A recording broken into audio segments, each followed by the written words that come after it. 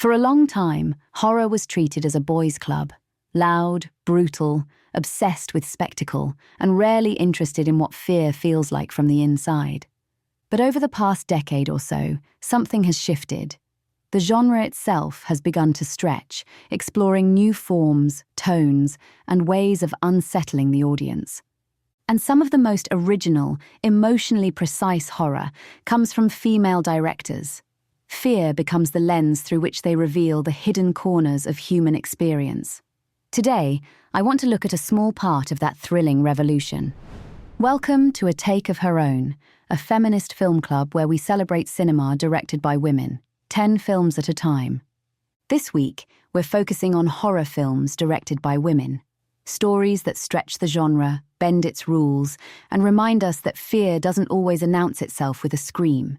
Sometimes it creeps in slowly, through the cracks of everyday life. So, let's start with one of my personal favourites, an Australian film widely credited with giving new life to the horror genre, The Babadook, directed by Jennifer Kent.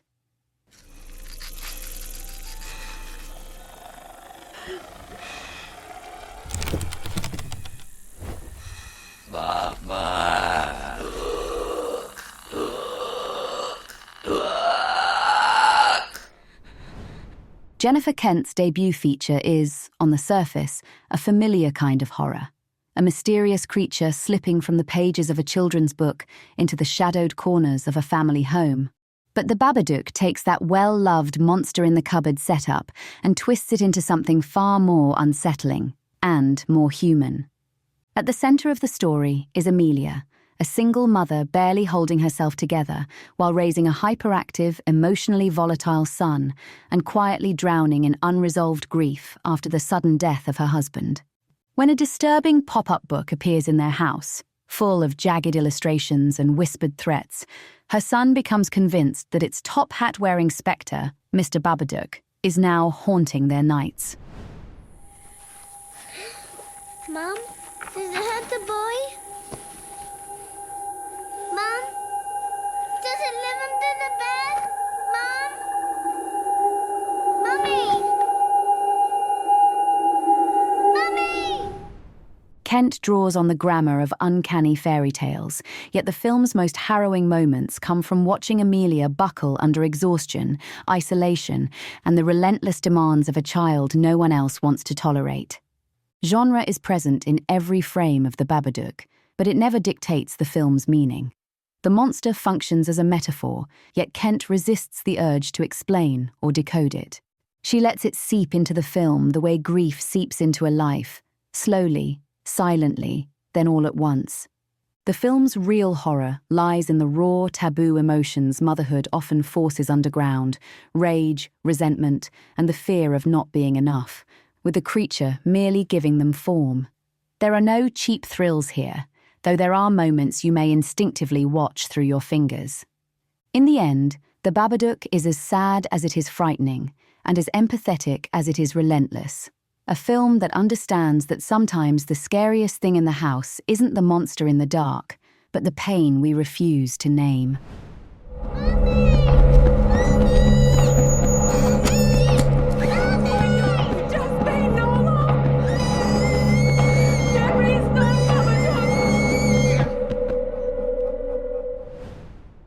While we're still down under, here's another Australian horror that creeps under the skin.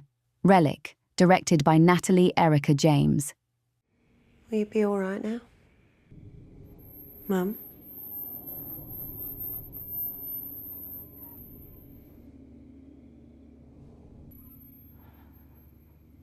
It's here. Under the bed. Relic is the kind of horror film that lodges itself under the skin through a slow, inevitable tightening, a sense of dread you can't quite name. Natalie Erica James crafts an eerily intimate family story. 3 generations of women gathered in an isolated house, and threads it through with the creeping dread of a mind unraveling. The search for a missing grandmother gradually reveals a family living in the shadow of dementia, rendered through the grammar of haunted house horror. The home itself is the film's most eloquent metaphor, outwardly intact, inwardly quietly decaying. Its corridors shift, Its rooms contract. Its walls seem to swallow sound. It's the architecture of confusion and decay, the physical manifestation of a consciousness slipping out of reach. The supernatural elements function as emotional truth, pushed to their visual extreme. James captures the experience of illness from multiple angles, the woman at its center and the family members forced to orbit around her, a daughter trying to reconcile duty with fear, a granddaughter confronting the fragility of the person she thought she knew. The film lingers on a familiar terror of watching a loved one fade, the moment when someone's presence remains, but their familiarity dissolves. What's this? What? What are you doing with this? What do you mean? This is mine. Yeah, Gran, you gave You're it to trying me. to steal from me. You're trying to No, rob me. remember when Give you... it I'm back. so- Give Oh, it back. Gran. In Relic, the house traps all three women in its shifting structure, reflecting how families can feel suspended in the limbo of care, grief, guilt, and love that long-term illness brings. Relic may be uneven at times, yet its most powerful moments are strikingly poetic. It uses the aesthetics of horror to articulate something profoundly human, the sorrow and dread of losing someone by degrees, and the uncomfortable truth that, in one form or another, this story awaits us all. Well, isn't that how it works? Your mum changes your nappies, then you change hers. And while we're exploring horror as a metaphor for deeply human, universal experiences, let's head to Mexico for Huesera the Bone Woman, directed by Michelle Garza Severa.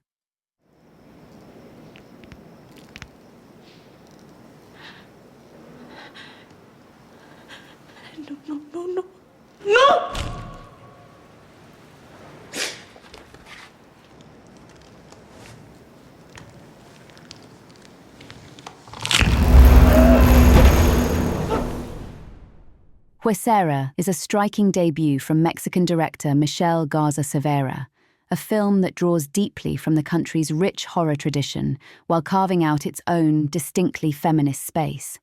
It starts in familiar territory, pregnancy, anxiety, expectation, before slipping into something far stranger, a story about the cost of conformity, the violence of suppressing one's own desires, and the fractures that appear when a woman attempts, with all her might, to live the life she's been told she ought to want.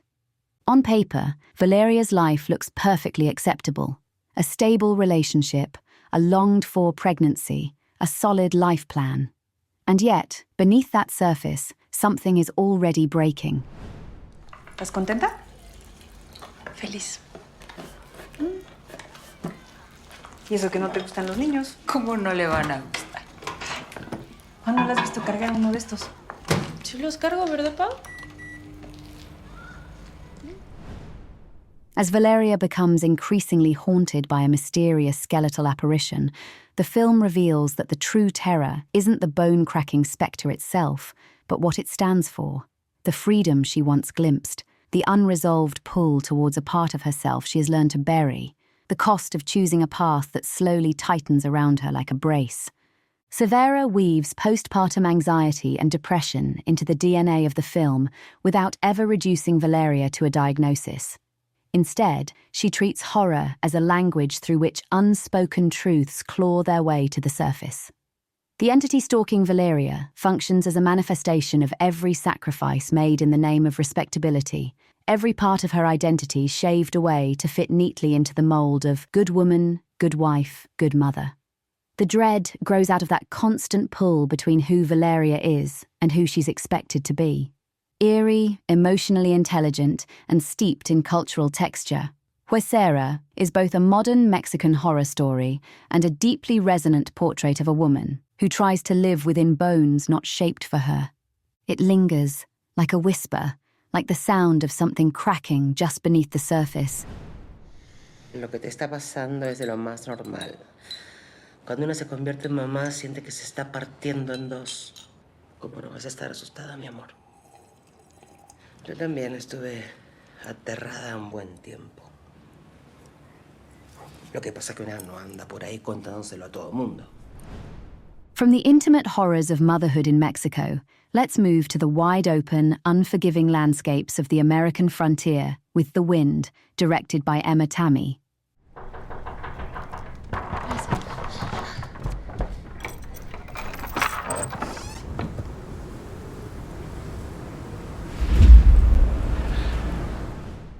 Emma Tammy's debut feature is a frontier ghost story shaped by dust, wind, and the vast desolation of the American plains. Set in the late 19th century, The Wind follows two homesteading couples living miles from anyone, suspended in an eerie stillness where the silence feels physical, pressing against the walls, against the mind. The film opens with a shock, a mother and child lost in circumstances too sudden, too brutal to comprehend, and then spirals between the aftermath and earlier moments when both women sensed something prowling in the night, just beyond the lamplight. Tammy weaves horror through the stark grammar of the Western, endless horizons, brittle grass, a cabin battered by the wind until it feels like a living presence. This is a story that unfurls slowly, almost stealthily, drawing us deeper into the psychological terrain of women left to weather isolation that can erode the mind as surely as the prairie erodes the land. The film isn't concerned only with what haunts them, but with whether that haunting is real at all, or whether it is born of soul-crushing solitude, grief, and a life spent unheard by husbands who dismiss their fear as feminine frailty. There is something out there. Enough. Just enough. Enough. I really thought we were past this. Nothing good can come from reading this nonsense. That ambiguity is central to the film's unease, refusing the comfort of clear answers. Something moves out there in the dark, whether supernatural or psychological, and Tammy allows that uncertainty to settle over the film, slow and persistent, seeping into every frame. The vast emptiness, the flicker of a shadow behind thin curtains, the relentless howl of the plains, all of it works to isolate the women at the center of the story. The Wind turns the mythology of the frontier inside out, exposing how loneliness and silence can be just as destructive as any ghost. Lizzie, where's your gun? And as we linger on the border between horror and the inner terrors of the mind, let's turn to St. Maud, directed by Rose Glass. It takes nothing special to mop up after the decrepit and the dying. But to save a soul, that's quite something. Rose Glass's award-winning feature debut is a quietly devastating blend of psychological horror and religious obsession, a film that slips under your skin through a slow, tightening dread rather than spectacle. At its center is Maud, a fragile young hospice nurse, recently devout, whose newfound faith becomes her anchor in a life otherwise adrift. Convinced she's been chosen for a higher purpose, she fixates on saving the soul of Amanda, the terminally ill former dancer in her care, a woman who meets Maud's zeal with amused detachment. When Amanda resists her fervent attempts at spiritual intervention, Maud's certainty gradually curdles into something darker, twisting her devotion into obsession.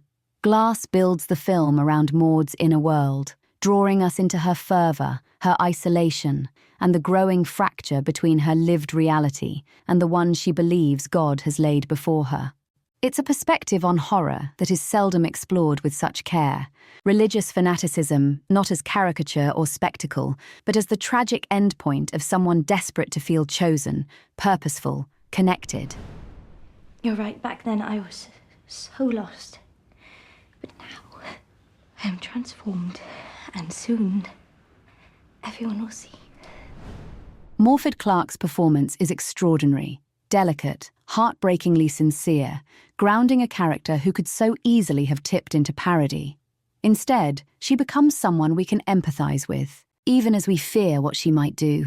Glass refuses easy villains or tidy explanations. She lets the ambiguity breathe, lets symbolism do the heavy lifting, and trusts the audience to follow her into a space where faith, delusion, and yearning bleed into one another. St. Maud avoids jump scares and gore. Its horror is quieter, a creeping unease that coils itself around you, scene by scene, until the film's final moments snap everything into horrifying clarity. A remarkable debut, both haunting and humane, and a chilling portrait of what can grow in the silence of someone left entirely alone with their convictions. If you're trying to teach me something, I can't see what it is.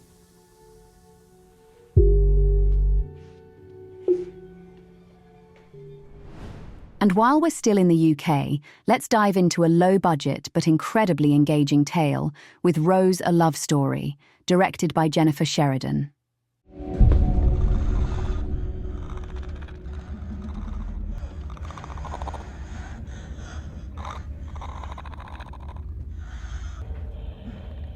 Rose. Jennifer Sheridan's first feature film is a love story cloaked in horror, though it's far from the kind you might expect.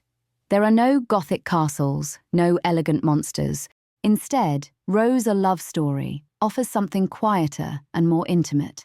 A portrait of two people clinging to each other at the edge of the world, struggling against a mysterious, degenerative condition reminiscent of vampirism. Rose and Sam live together in a small cabin deep in the woods, fiercely shielding their fragile routine from the outside world. She suffers from a mysterious illness that has stripped her life down to rules, rituals, and strict containment. He devotes himself entirely to caring for her, protecting her from the world, and the world from what she might become. Sheridan allows us to grasp the nature of Rose's affliction almost immediately, but the film's tension doesn't come from the reveal. It comes from the tenderness between these two people, their shared humour and domestic rhythms, and the growing sense that love alone may not be enough to hold back what's coming. You can't waste your life loving me. Just sitting around and waiting for me to maybe get better. But you are getting better. I'm getting worse. We both know it. Shot with striking restraint, the film unfolds almost entirely in and around the cramped cabin they call home. There are no jump scares, no frenzied chases, no spectacle, just a slow, tightening coil of dread, and a love story so gently drawn that every small kindness feels monumental. When strangers stumble into their secluded haven, the fragile system Rose and Sam have carefully built begins to crack, and the horror seeps in through the inevitability of their circumstances. What Sheridan achieves is a kind of folk horror minimalism, a story about devotion, sacrifice, and the terror of helplessly watching the person you love slip beyond your reach. It's a film that proves you don't need grand mythology or blood-soaked theatrics to get under the audience's skin. Just two people, one impossible secret, and a love trying desperately to survive its own doom.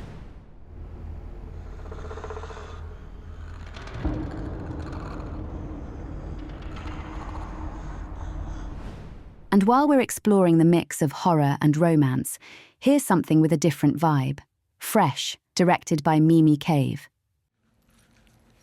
What's going on, Steve? I'm gonna tell you, but you're gonna freak out.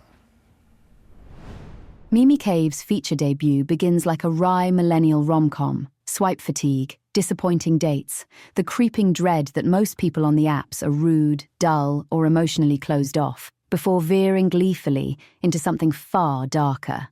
When Noah meets the effortlessly charming Steve in a supermarket, a meet-cute so wholesome it borders on suspicious, it's easy to root for her cautious optimism. He seems kind, funny, refreshingly normal. But this isn't that kind of love story, and the film takes wicked pleasure in reminding us of that. What follows is a sharp, stylish plunge into horror that plays with genre expectations at every turn. Cave mixes breezy humour with escalating dread, juxtaposing neon-lit flirtation with genuinely stomach-clenching menace.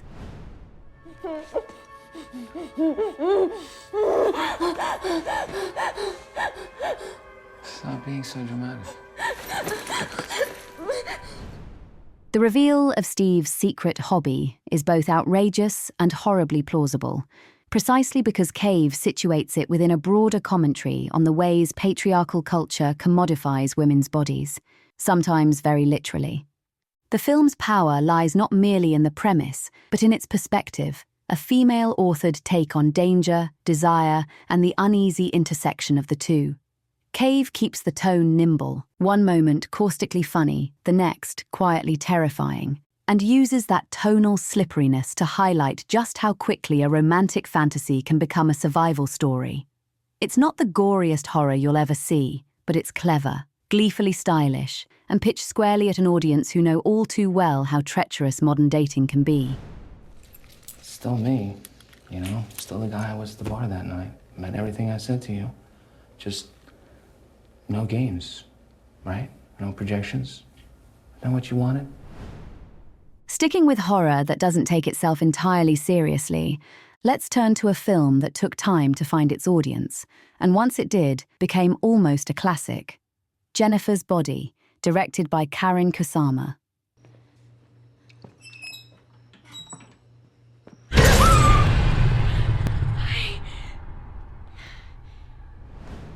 Karyn Kusama's Jennifer's Body is a playful, blood-soaked subversion of teen horror, a film that was initially misunderstood and only later found its rightful place in feminist film discourse. What begins as a familiar small-town tale of two inseparable schoolgirls takes a sharp turn into the absurd when Jennifer is sacrificed by an up-and-coming indie band during a botched satanic ritual. She doesn't die. Instead, she returns possessed and ravenous, and now fully conscious of the power her intoxicating allure holds over the boys around her. Part slasher, part paranormal comedy, the film toys with genre conventions, turning them completely on their head. There's no leering fascination with the female body, no sexualized suffering. Instead, the violence is pointedly aimed at the very structures that commodify girls in the first place. These are like smart bombs, okay? You point them in the right direction and shit gets real. Megan Fox's casting becomes commentary itself, a historically objectified actress playing a monster born of male entitlement. Initially dismissed, partly because of a wildly misguided marketing campaign, Jennifer's Body has since been reclaimed as a cult feminist horror, with its satire and social critique far more legible in a post-Me Too world. Kusama transforms the familiar, beautiful victim archetype into something sharper, stranger, and more unsettling. A story where the monster isn't the woman's body, but the culture that insists on owning it. We come here tonight to sacrifice the body of... What's your name again, Tiffany? My name is Jennifer. Let's stick with Karyn Kusama for a moment. You know, I'm a bit of a fan. Here's The Invitation. I'm sorry, Eden. It just sounds fucking crazy. Eden, what the fuck? Until you stop making a joke out of everything, you'll never learn a thing. Karyn Kusama's The Invitation is a slow-burning, intimate chamber piece that turns an ordinary dinner party into a tense study of grief, paranoia, and the hidden pressures of unresolved trauma.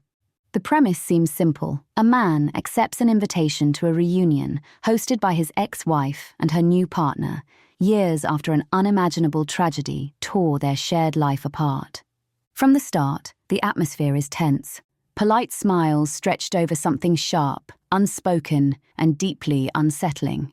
Kusama guides the story with remarkable patience, allowing tension to gather in the shadows of casual conversation, polite toasts, and well-meaning small talk.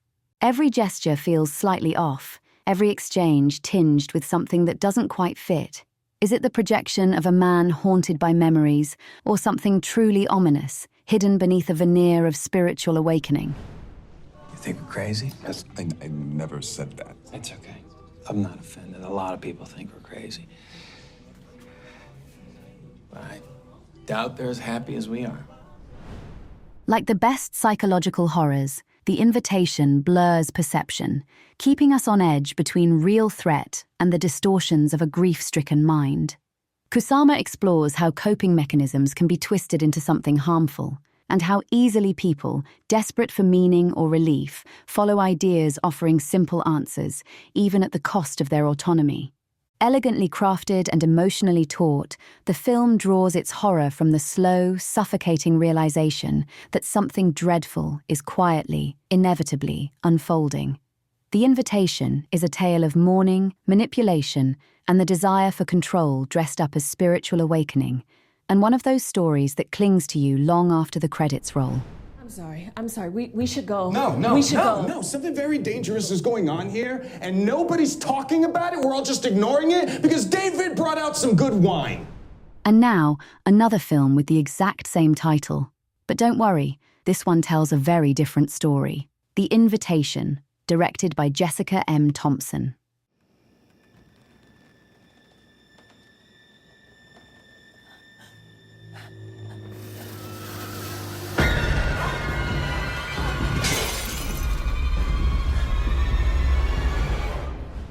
Jessica M. Thompson's The Invitation starts with a premise reminiscent of a dark fairy tale, a young woman discovering long-lost family and entering a Gothic estate, and turns it into modern horror.